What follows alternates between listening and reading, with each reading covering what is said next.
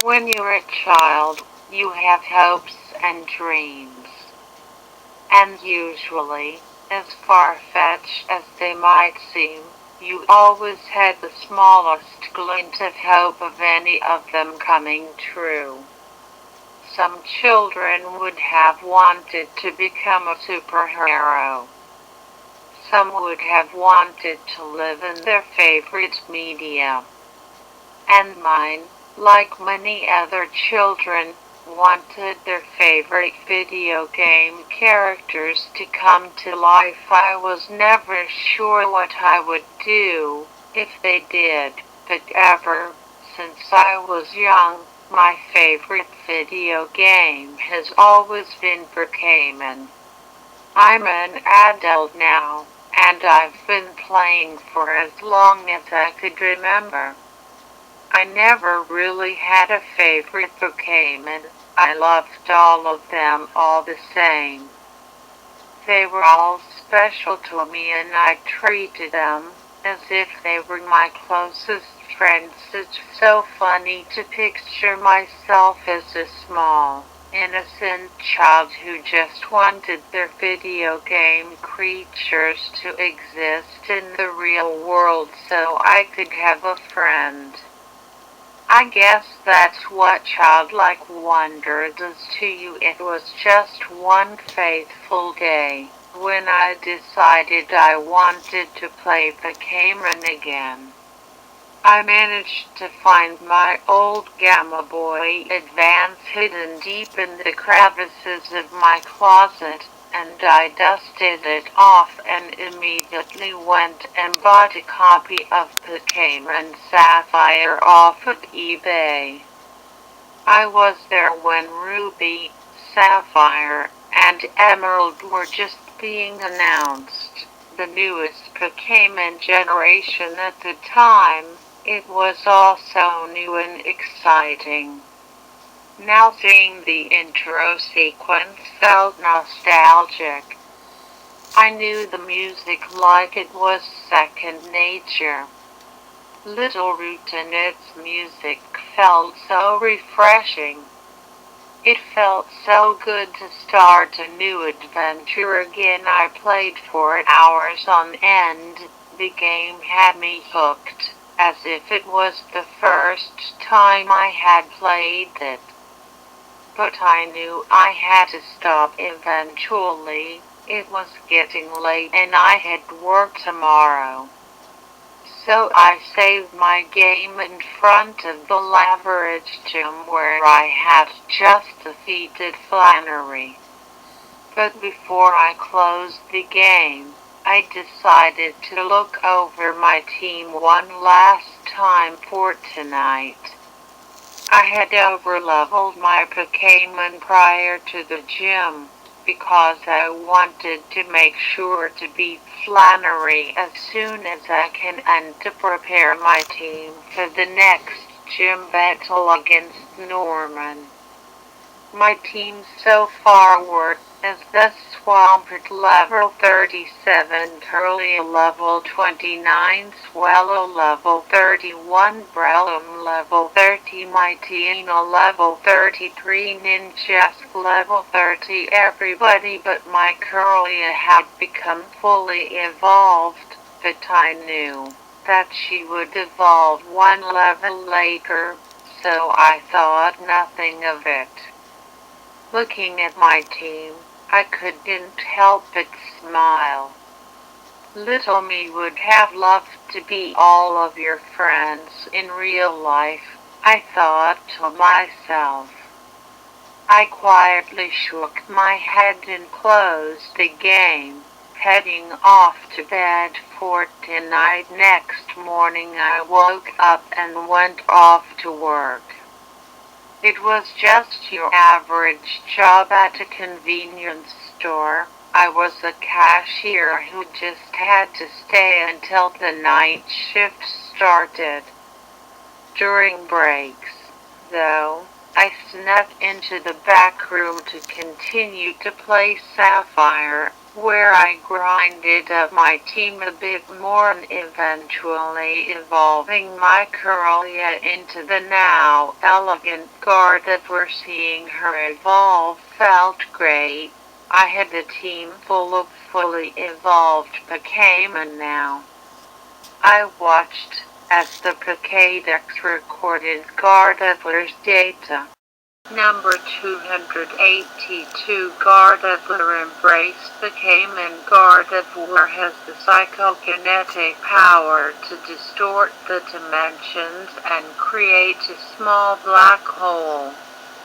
This Pokémon will try to protect its trainer even at the risk of its own life. I closed out of the Pokédex entry, saved my game and went back to work. I think I made some good progress. Now my entire team is fully evolved and I am ready to face off Norman. But I was incredibly happy to see my Corellia evolve. It felt so good.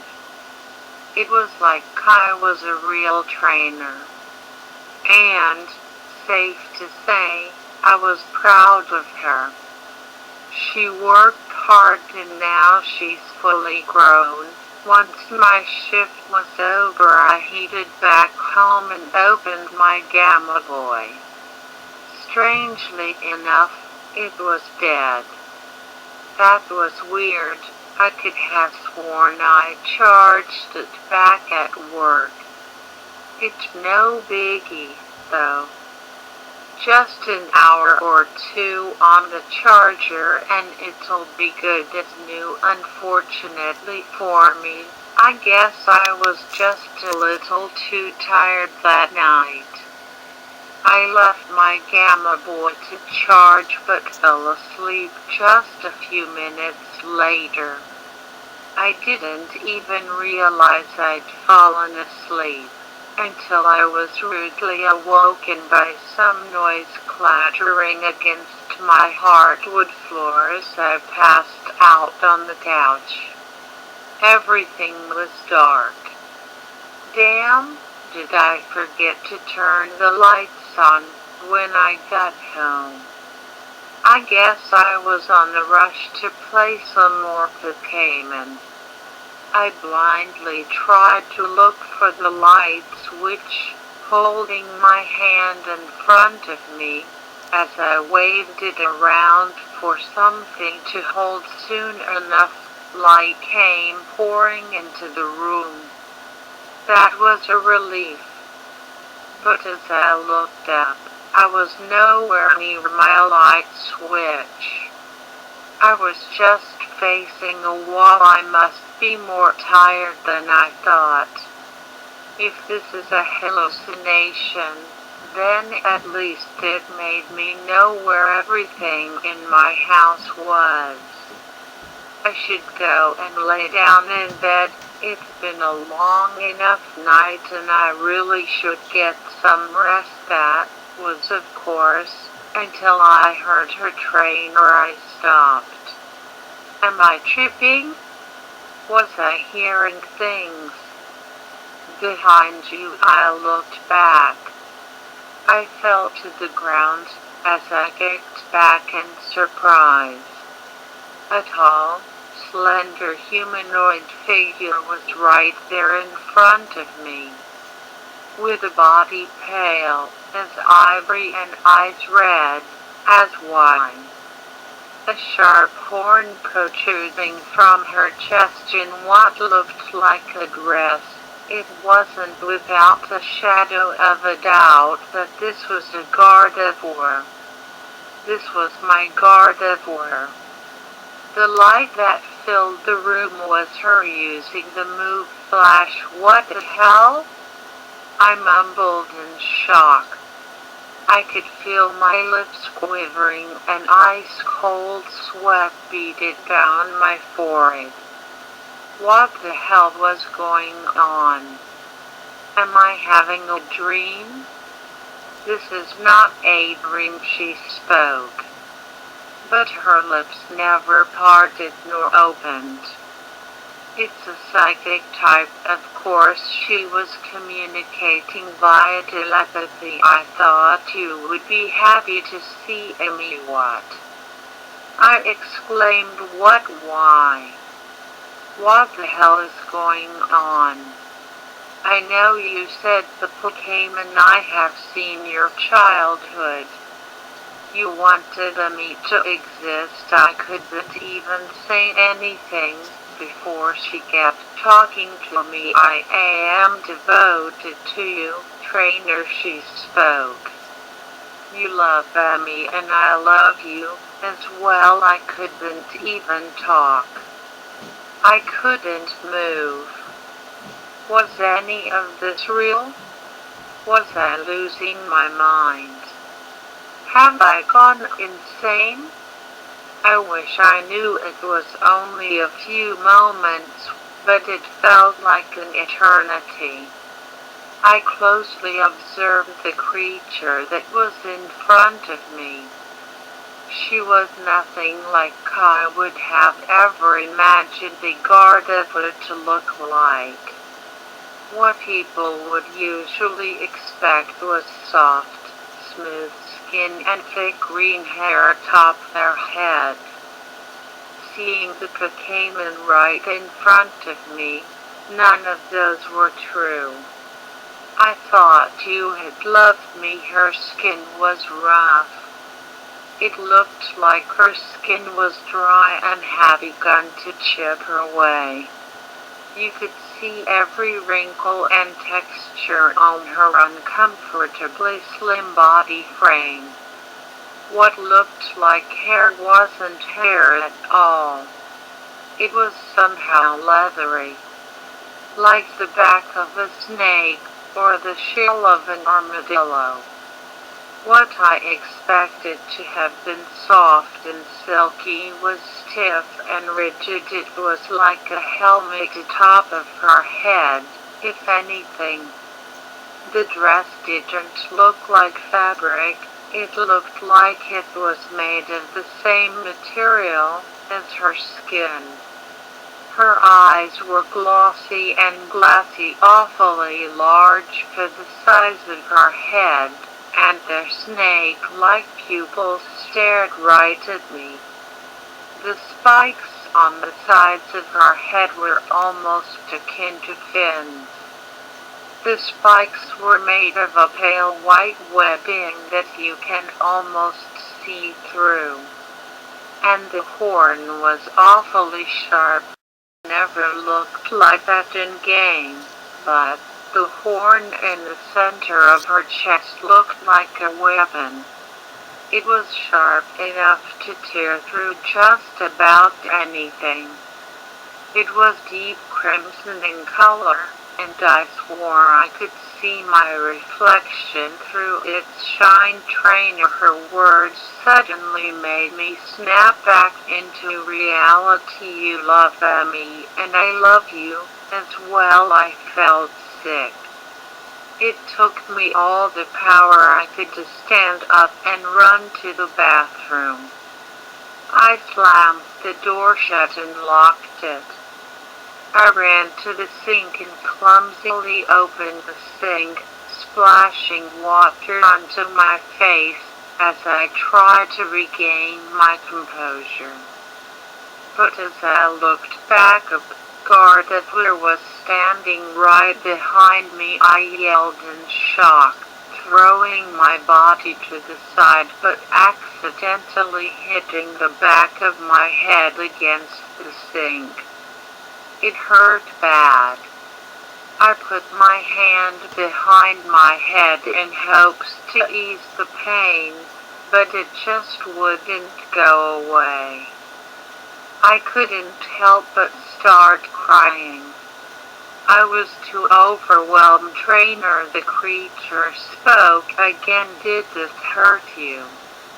She gestured towards the sink and faced it. Her eyes turned a blinding blue as a loud booming noise filled the room. My ears started to ring, as she had destroyed the entire sink. It was flooding water now. She turned to me. "I will do anything to keep you safe." I felt the water pooling around my legs and feet. I hugged my head and fell to the ground. "I can't see." I was so scared. What the hell was happening? Why was it happening to me? I'm hurt. I'm scared. I don't know what's going on. This isn't what I wanted. I spoke weakly. Gardener simply cocked her head to the side. "I do not understand," she spoke. "You love me. And I love you as well." I just curled tighter in a ball in a pool of water. "Stop saying that," I begged. "I do not understand," she repeated. "I thought you would be happy. I thought you had loved me." She was growing more and more agitated.